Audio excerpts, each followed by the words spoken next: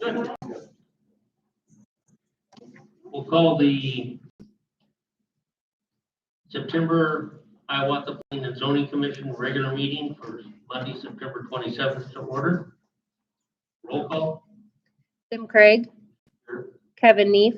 Here. Lisa Jepson. Kenny Jones. Here. Terry Trimpey. Here. Mark Ross. Here. Mark Powers. Here. Approval of agenda. Pat, any additions? Okay, thank you.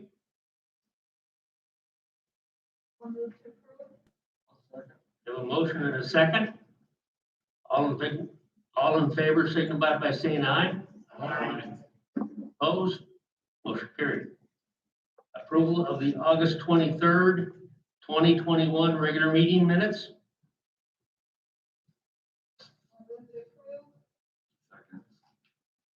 Have a motion and a second. All in favor signify by saying aye. Aye.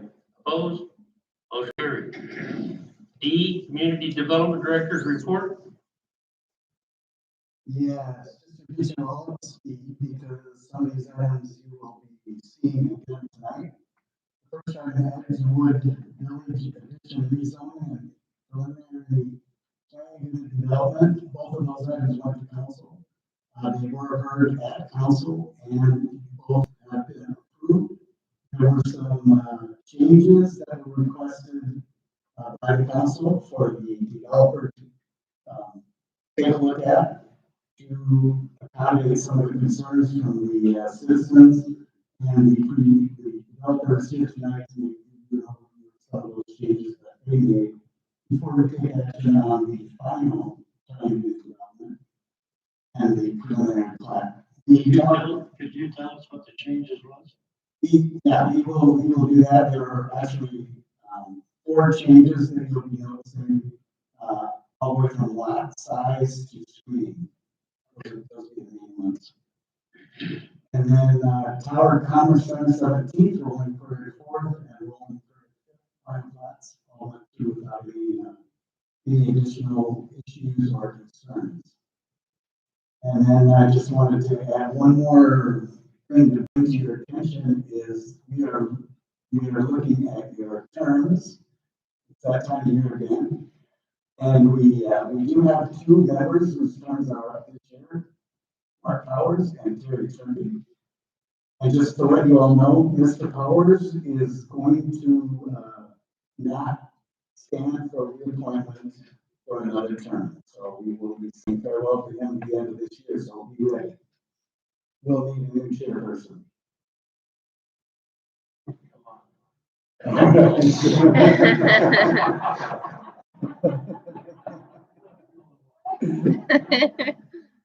And that's it, unless you have some questions about the report. I want to put in my order for cake for the farewell. Okay. Seriously, like these graduations, I want cheesecake. I want traditional celebratory cheesecake. You know, we're gonna talk him into staying, so. No, you're not. No, you're not. How much cake would it take to get you?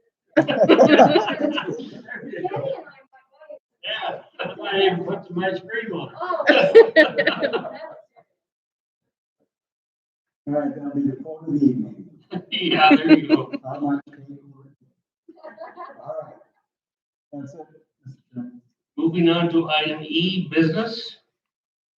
Public input meeting, consider resolution for recommendation to city council to approve the Sharon Taylor request to rezone as submitted by Brain Engineering, that part of the northwest quarter of section 1984-7, city of Hiawatha, Lynn County, Iowa, lying easterly of Edgewood Road, accepting therefrom parcel A of plat of survey number 2255 and further accepting the south 120 feet of the west 170 feet of said northwest corner in Lynn County, Iowa, from A to R1, amending the zoning district map as specified in ordinance 165, section 165.17. Has there been any written or oral comments received? There has not. I have a question. Okay, When it says 120 by 170, if you look at the second page of the preliminary plat, I think it should be 120 by 120 because that's what it says on the map.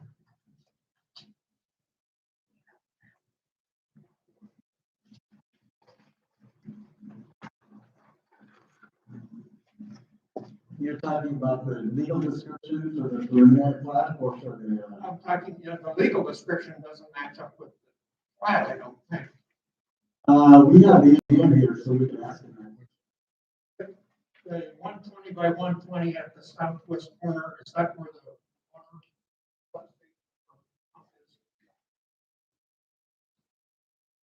I'm bringing it for you in the court. I'm not sure why the discrepancies there. I'll double check to see if there's, this is up, it might just be because of, that 120 measures on the inside of that line, and then there's another 30 feet, for that outline piece.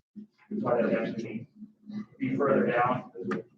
But I'll double check that to make sure that, that everything's, average out though, and still be that, another 20 feet off, so I'll have to double check to make sure,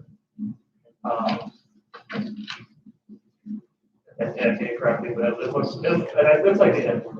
I would guess that the legal description is correct, I'll also have to check if you want, put a line where to make stuff happen. So,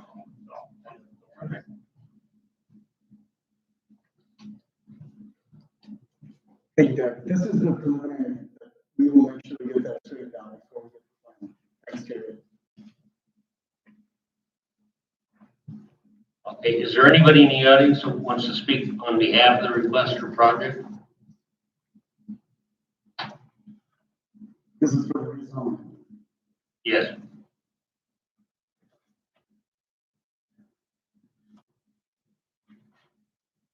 It doesn't appear so. do we have any questions from staff?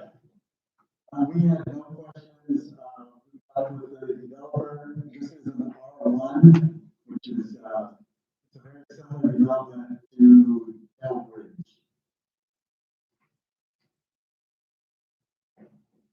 R1 is just residential, correct?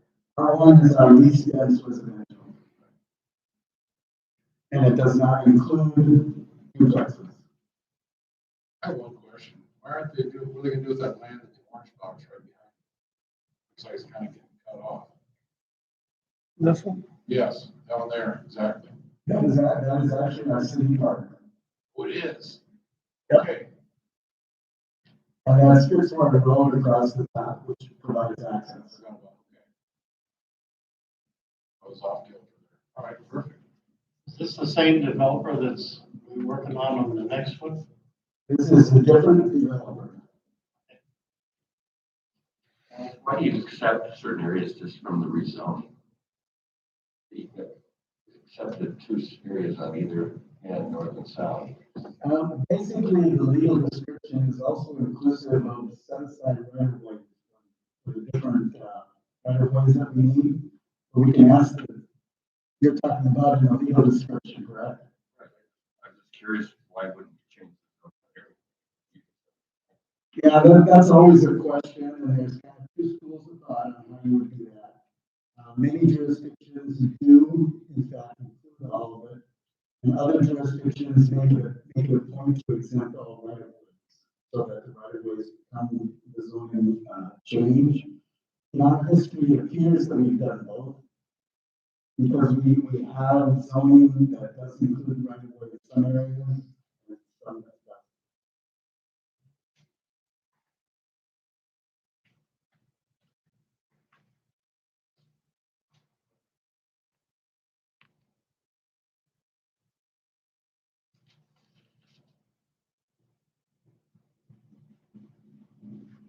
Is there anybody in the audience that would like to speak in favor of this proposal?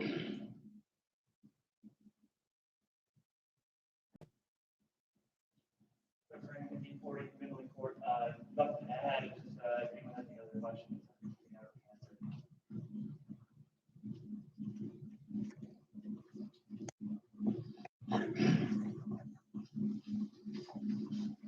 How about anybody in the audience that would like to speak in opposition to the proposal?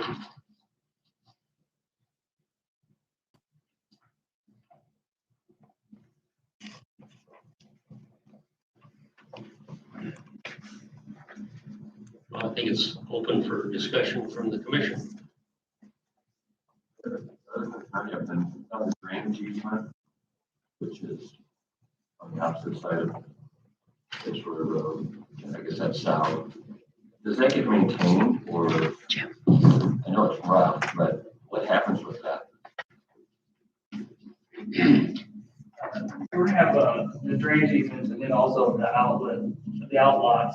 So we're gonna determine who's gonna maintain the outlots. That way, to make sure that when we have the stormwater management, that that's someone there to get it certified.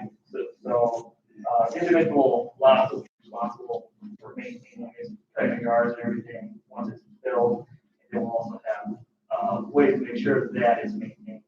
Sure, the lots extend into it, but it's. Yeah. So I guess I didn't know if we had the dotted line, so I didn't know if that's where they left ended or not. yeah, our plan right now is the stormwater management will be in these easements, but then we'll have a section set aside so that way all the vehicles will still have to be certified in the future in that way. So we'll have a point of contact for that. Thank you. How many acres is there in that spot? Right now it's 11. We'll get all of the outlet structures in that. So when we get to the design, it might change a little bit. With the preliminary, when we get to the design stage, it might increase a little bit or decrease a little bit. We sort of make sure that we make sure that the outlet structures are all in that. Then we don't leave that on to individual owners and stuff to take care of.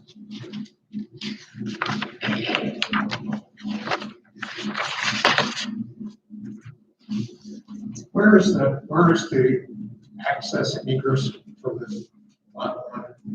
Is it up? That'll be on Fitzroy. But it's not located on the map. That'll just be a single driveway. That won't be a road. So it doesn't really show.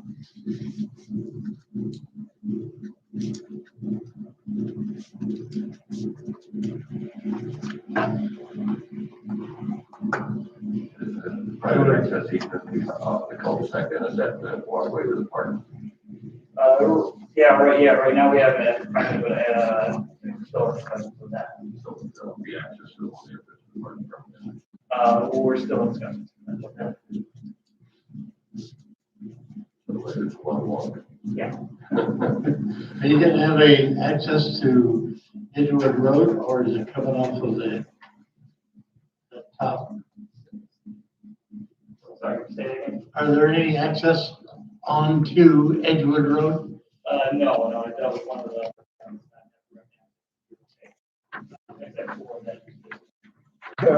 Yeah. To clarify, the cul-de-sac is on Edgewood Road. Access from Edgewood Road. So if you look at the map, The individual driveways are not. correct? The final plat will note that there will be no additional accesses to Edgewood Road. I think that might even be on this one. Yeah. Page one. Okay, makes sense. Okay, that makes more sense. I mean, okay.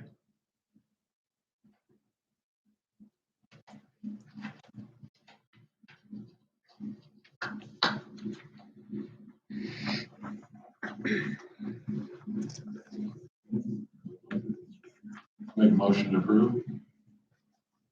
I'll second it. Okay, we have a motion and a second to approve. Mark Powers, Aye. Trimpy, Aye. Kevin Jones, Kenny Jones, I apologize, Aye. Mark Ross, Kevin Neef, Lisa Jepson, Jim Craig.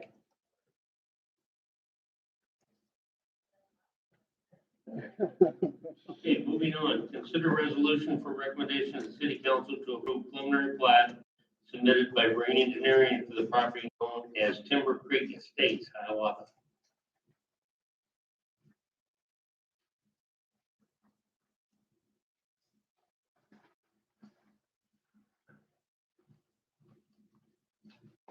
If I may, Mr. Chair.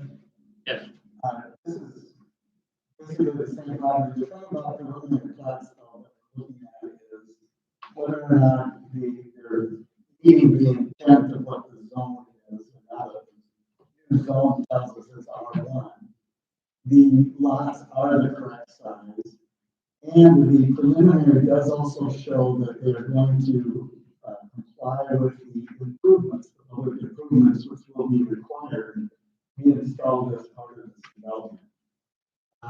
Once the preliminary plat is approved, then the designer can go back and start filling in all the details for the plan of improvements, the road structure, the sidewalk, the detention basins, and all the outlot details that go along with providing for the actual utilities on the site.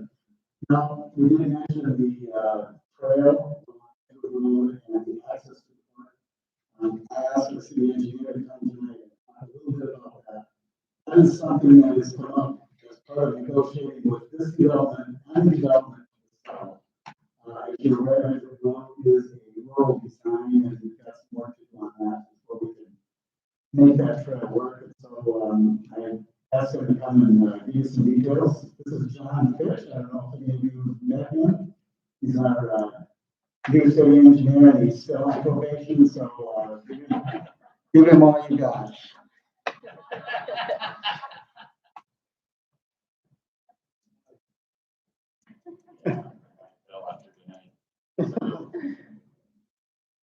Talking about this project, the Timber Creek, as well as the one to the south that we're going to hear about next.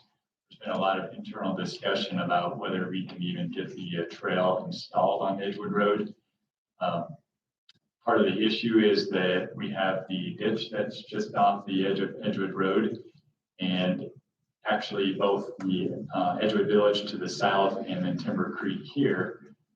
In order to get that trail in, there would be a significant amount of infill of the ditch in order to make that trail section work.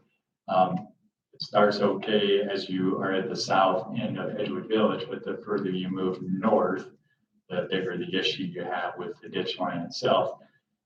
So in compromise, we've talked to both parties that we're talking about tonight. So Timber Creek, we are looking at installing the 10-foot trail at the end of the cul-de-sac that will have direct connectivity to Turtle Creek Park.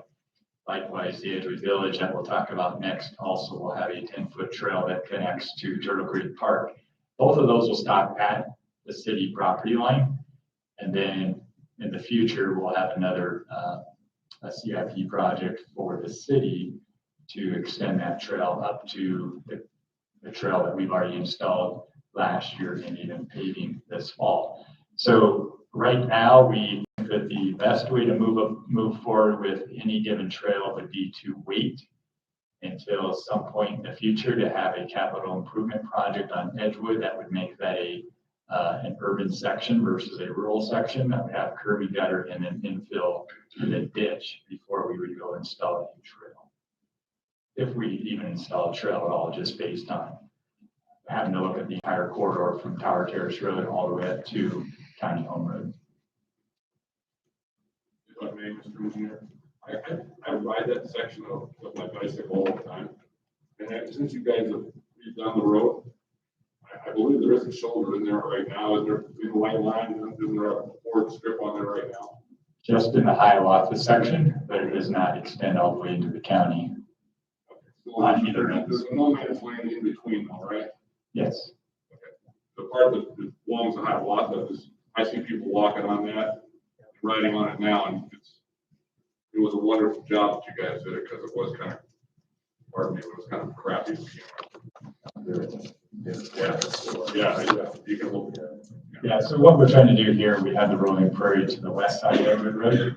Is that with all the sidewalks we have from rolling prairie, all the internal sidewalks and the road itself within Edgewood Village, that would also we can connect up to Turtle Creek Park instead of having the pedestrians or bicyclists on Edgewood Road. Is there any plans for sidewalks on Edgewood Road? In the future, yes. Not right now. Okay, all right. So I was just wondering on that because a lot of times we're making the sidewalks wider for the bike trails. That's correct. So that was, is there, I mean, plans like on these developments? We're gonna take some of that, of their land to do this, I mean, on the sidewalks. Is that true? That's what we've been talking about for the last week that I tried to explain earlier, is that we had looked at putting a 5-foot sidewalk on the back side of these properties along Edgewood Road. And in doing that, we would extend that another 5 feet to make it a 10-foot trail. But I think if you look at the entire corridor from Tower Terrace Road up to County Home Road, it would be premature right at this time to install a sidewalk and trail, because we would have to change all of the cross section of the ditch line from Rolling Prairie up to Fitzroy. Okay, all right. So that's why we want to hold off, and it might be 10 years. Okay. But long term, there's room for that, when you. Yes, we have the right of way.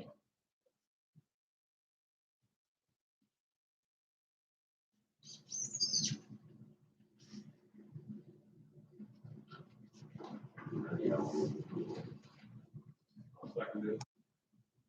Okay, we have a motion and a second, Kenny Jones, preliminary plat, so roll call. Kenny Jones, I, Jim Craig, Aye. Mark Ross, Aye. Lisa Jepson, Terry Trimpey, Aye. Kevin Neef, Aye. Mark Powers. Item C, consider resolution for recommendation to city council to approve the final PUD submitted by Hull and Hull Engineers for the property known as Edgewood Village Addition, Hiawatha.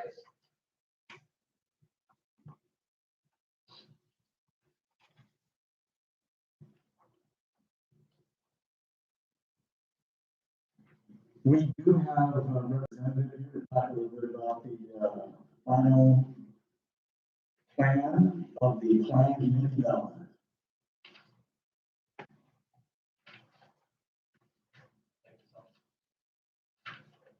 Josh Handler, Northern Boundaries LLC, representing the applicant and developer. As we kind of navigated the public hearing process, both in this body and in council, we heard a variety of forms of feedback. They were all, feedback, we took those into consideration. What we walked away with was really 4 major elements of change that I'll try to break out here, which was also in Mr. Parsley's staff report for this evening.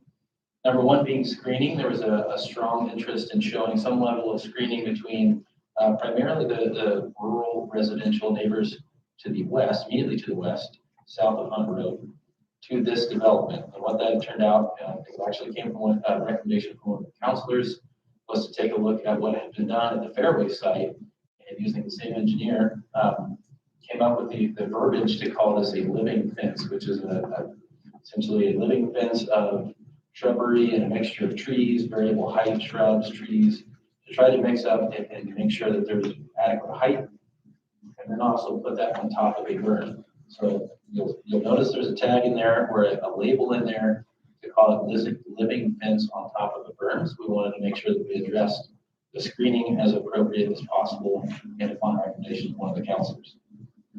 The second one was a transition period. There was a request to not have the small 50-foot lots that we were requesting right up against Edgewood Road. We went back to the drawing board, kind of sharpened the pencil a bit to see what we could accommodate. And the color version on the map here, we'll call it the most pink or magenta flavored, is that we kind of brought caps at the north and the south end of this property that are 70-foot plus lots. hang on for a second. Hey, our screen's going blank. Yeah, we're looking. Because it's still up out here. I do have one. We have a couple copies. You still need one. There. Document camera. Bill, Take it off and go back onto it. to what? It's working out there. That's working out It's there. working up there and on here, but not on here anymore. That, it came off of the screen on Under,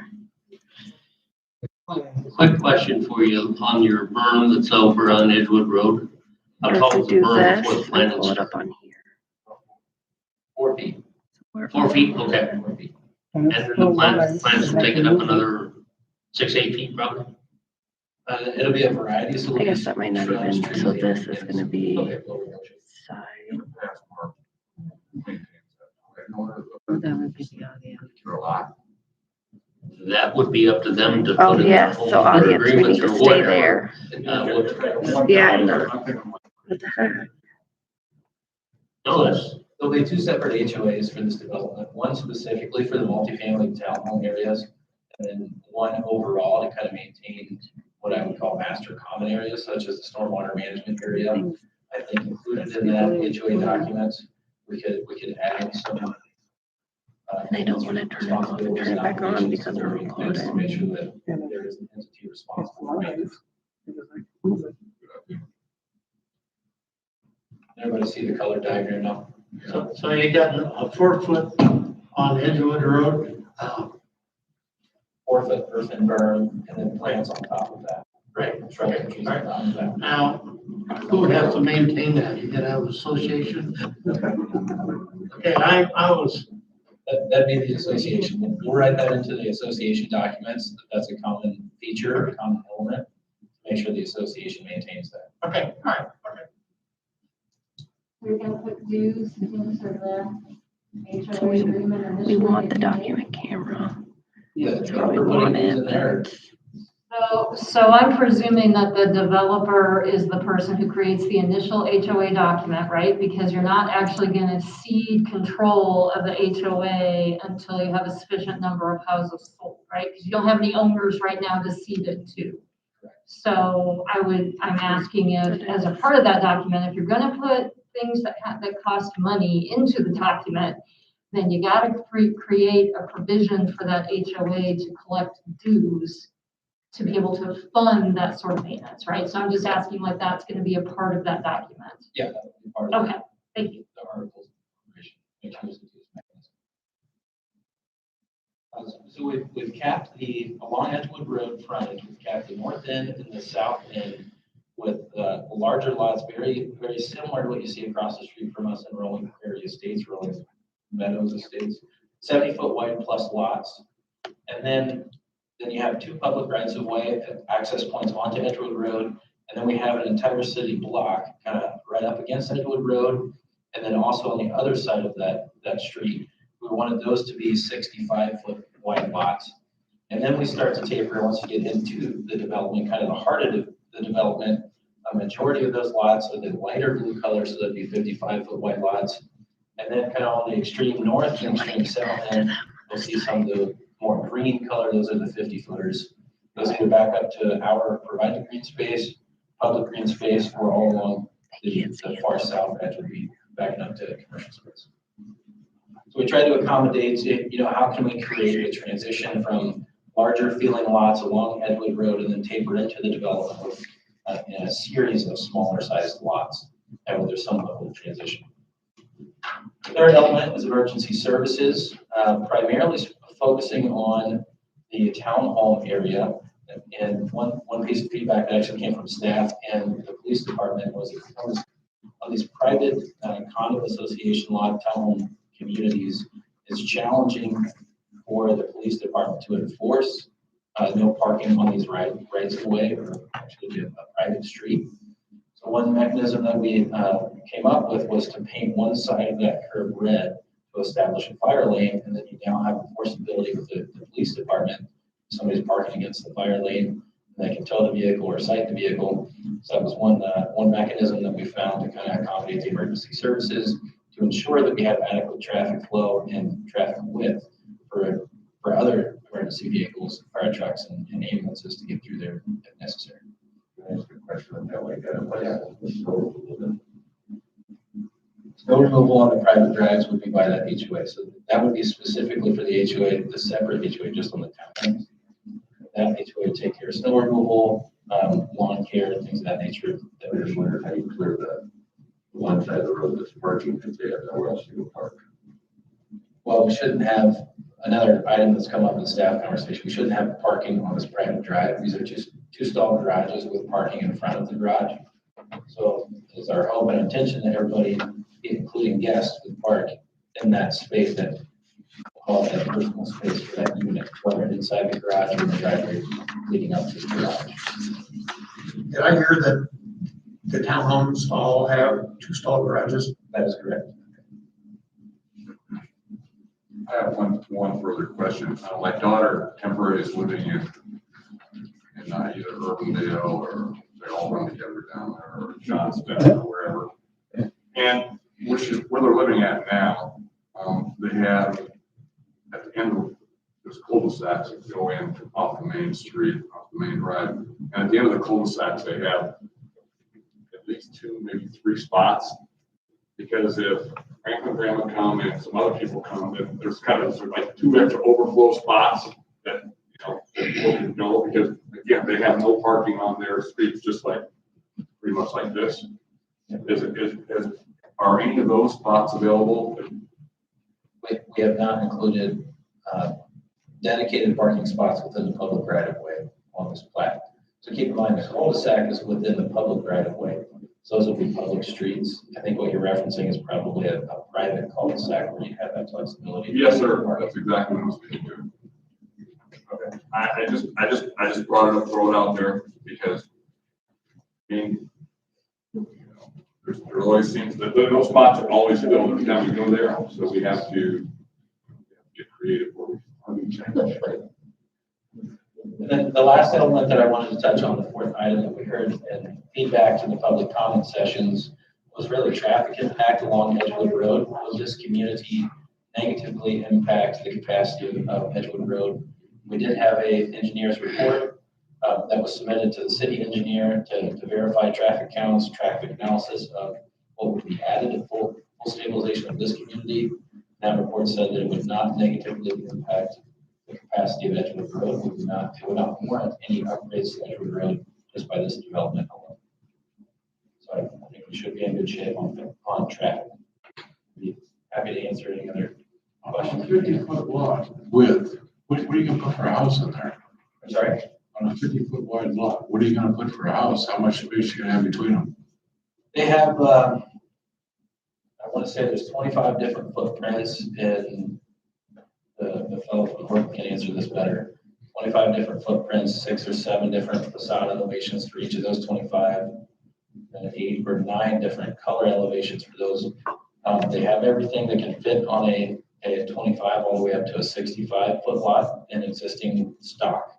We still have our 10-foot one side.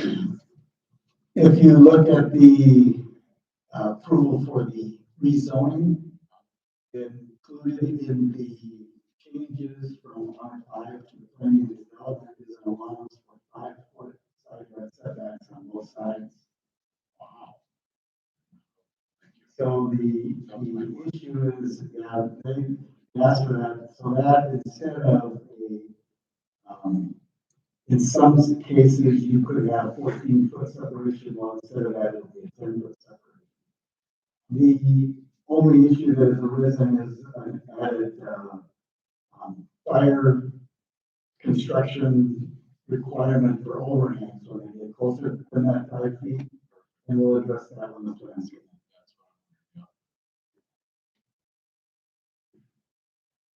I don't understand private versus public road. So on that, all those roads there, what are private, what are public? The 2 east-west roads are all elected. 2 east-west roads and then 4 north-south roads are all public. The private comes into play. So anything with the exception of one road, anything with a townhome directly accessed onto that road is private. So kind of the east of that cul-de-sac, there's an east-west stub, and then that entire north-south are those 2 little I stubs. can see that. So that's the only place you're gonna have the colored curve. That is correct. within the multifamily. Correct. And so on the other streets, that's big enough that they have parking on both sides. Actually, we have, kiosk design that we use in residential, which allows for parking only on one side. Parking on one side. Well, we could ask our, city engineer how he does it. Pretty efficiently, I've been trouble. Well, actually, the reason I ask is there's the alternating parking. That's how they clear the other side of the street. Well, in Hiawatha, there is no parking on the street, there is no removal. The main concern was enforceability of parking on those private streets. Private street, unless it's painted as a fire lane, the public officials don't have a whole lot of enforceability to tell somebody to move. Unless we paint it red, now it's a fire lane, now it's enforceable. And then the other question I had, well, too, we talked about a path to the park. I don't see it here, or is that something you're working on yet? Actually, is it on the final? It's up at the top. It's up at the top. And it goes next to the detention. Not quite the dotted line, so it's kind of a grayed out area. Yeah. The one that is called the east side of the green hatching of the park area. So that would be our 10-foot trail. That goes out around the basin and back down to the public street and drive. And then that basin to the, must be the north, right? Yes, So is that part of the mainstream staff? that also be in the association document. And will the, I think you said this, the association for the multi-family will be different. And will maintain that screening, and the association for the housing will be different, and then maintain the Edgewood Road screening. Is that the idea, or is it all one? Yes and no. So there will be a master HOA that takes care of all common elements. Okay. So the townhome units buyers will be part of the master HOA because they will receive some benefit of accessibility for this trail, some benefit for stormwater management being elsewhere. But there will be a separate HOA just for the townhomes to take care of things that are exclusive to the townhomes, such as the lawn care and private maintenance. Okay, that makes sense. Thank you. How many, single family lots were in the plan that we looked at last month? 139, And how many are in this one? 135. We lost 4 total just in that one block there on closest to Edgewood Road. I see 141 lots here.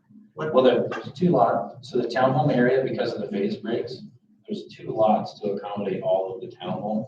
So the total count that you see down at the bottom, you have to subtract 2 there to get the total count of just single.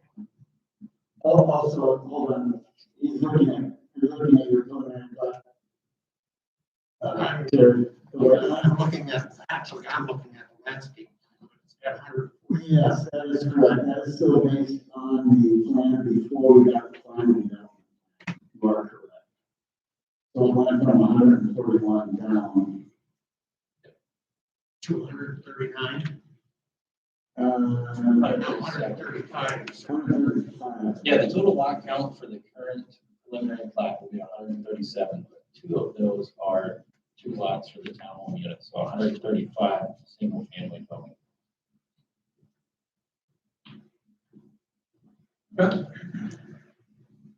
I still have a problem with this area where the townhomes are. I mean, it just looks so crowded to me. And I can see lots of problems that are gonna happen as a result of this. Police problems, fire problems, snow problems, and it's awfully tight. You say north of the townhome? No, the whole town. Just the townhome? Yeah. Sure. Is this somewhat similar to the new townhome looking that are rentals that are off of Usher's Ferry? So it's a Cedar Rapids, it's right off of, Right behind Toyota Finance. thank you, yes, right behind Toyota Finance, and they're townhomes They're multi-level. They have 2 stall garages with 2 parking spaces in front of them. They have no guest parking by the units. The streets are too narrow to have anybody park on the streets, that immediately the garages face each other. But they are extremely attractive on their styling in the outside. And they have modern finishes on the inside. And although you climb a lot of stairs, they have a lot of square footage and a very open floor plan, and therefore they're very attractive, I would say, to young people. I'm wondering if this looks like that, because if this, I think we would all be surprised. I have a friend who moved into one of those. I was shocked that this was rental because it was so nice. And so it felt very condo or even a current home. So I'm wondering if part of what we're struggling with is that we're not visualizing the upscaleness, for lack of a better term, of what these units are going to be like. Is that a fair assessment of what they might be, with very upscale finishes, very high ceilings, going for that younger audience? Is that accurate? I think your comment is fair in terms of the assessment. To know the specifics. Right. What is that development compared to what And our you know sites what are? we're talking about, right? But I And they think look really nice. from my prior development company, Southgate Iowa City, we had 20-foot wide townhome units that were 1,350 square feet. We had 23-foot wide townhome units that were 1,500 square feet. Those were very large units, both with two stall garages. These are 26-foot wide townhome units, 1,650 to 1,850 square feet. So they're going to be fairly large comparatively speaking. Are they kind of a multicolored? Yeah, so kind of the same theory and principle of the single family. They're not going to stack the same color palette or same elevation palette next to each other. They have a variety of colors and elevations in the playbook to make it look like it's a variety of different finishes. I don't know, but I know there's a bunch of them down by the Valley's bar. I don't know if you know where that is, but So they are also 2-story with 2-car garages in front of them, but they don't have any parking in front. So they don't have driveway, they just have They the ones I'm basically- describing, they just have driveways. They've got, you can put 2 cars in the driveway, and then they have 2 stall garages. It's, you basically go, help me out here, what's the main road? Is it Blair's Ferry it's Blair's Ferry, right? It's Blair's Ferry and Usher's Ferry behind Toyota Financial. So Jim, over where you used to live.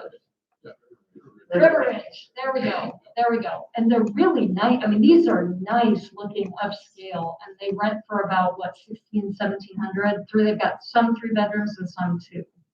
So I think maybe what part of the problem is that we're not thinking about something that looks the way that I suspect these are going to look. Comment for the committee is, Chris Langhurst, which is the senior vice president over here to Toyota Finance. He's living in one of them right now. Mm-hmm. So, I mean, so they're upscale. So, okay. All I got.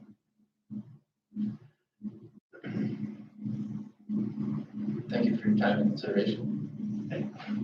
Any other questions by the commission? While you're up there, I'll just ask you, a lot of those streets you put in, according to the color, 65-foot lots, and then behind almost all of them, you've got 50-foot lots.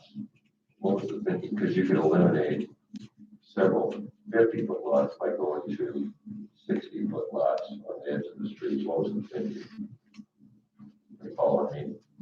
You're talking about, there's a couple of 50-footers kind of sprinkled in there. Just In the central, there's what, 6 or 8, and I just wonder if you made the lots along the streets a little bigger there, like you did on Edgewood.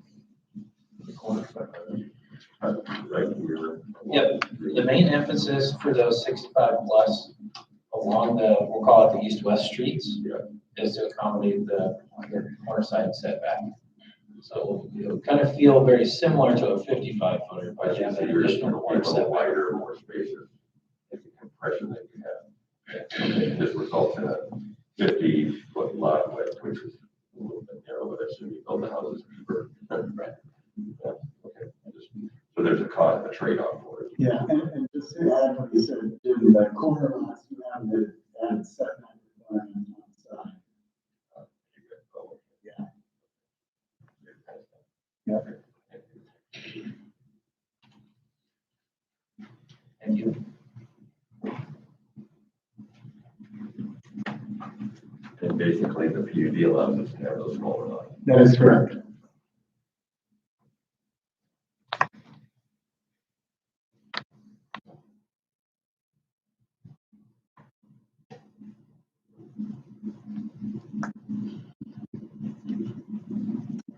Well, we moved to approve it before, and it seems like this is all good things in response to community concerns and city concerns. So I'll move to approve the recommendation. I'll second it. Okay, we have a motion and a second. Roll call. Lisa Jepson, Aye. Kenny Jones, Aye. Jim Craig, Mark Ross, yes. Terry Trimpy, Aye. Ken Neef, Aye. Mark Powers. I would say I appreciate that you made changes. It's not our favorite because, but it's affordable housing, so. Yeah, affordable starts with a 3. Jim, do you want us to save you one of these big purple lots?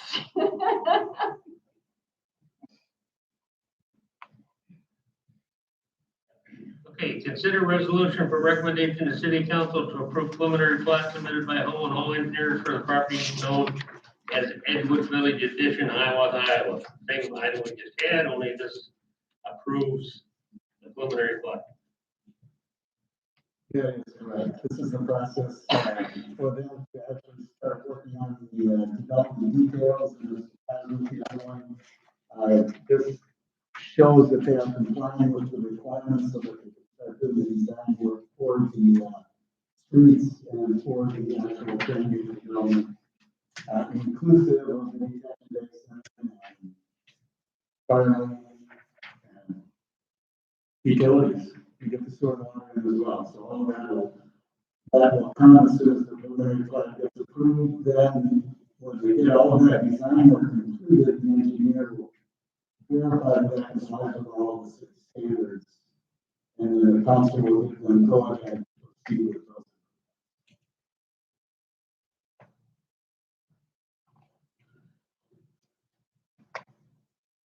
I'd make a motion to go ahead and approve. Second. We have a motion and a second. Jim Craig, Aye. Kevin Neef, Aye. Lisa Jepson, Aye. Kenny Jones, Aye. Terry Trimpy, Aye. Mark Ross, Aye. Mark Powers. Aye. Motion to adjourn. I'll make a motion to adjourn. We have a motion and a second. All in favor, signify by aye. Aye. Opposed? Motion carried. All right, Mr. Ross, we have a question for you over here. Please.